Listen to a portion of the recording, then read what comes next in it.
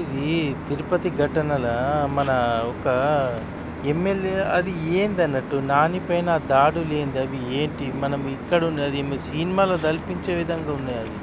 అలా అటాక్ జేయడం. అది సరైన పద్ధతి గాదది. కరెక్ట్ గాదు. ఖండించాలి ప్రతి ఒక్కరు దీన్ని. ఆ!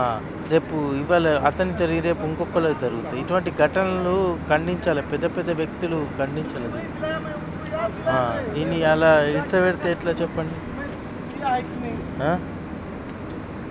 ఇది అది ఏంది సినిమాల చూస్తాం మనం. ఇది రియల్‌గా చూస్తున్నాం మనం ఈ వీడియోలను. ఆ!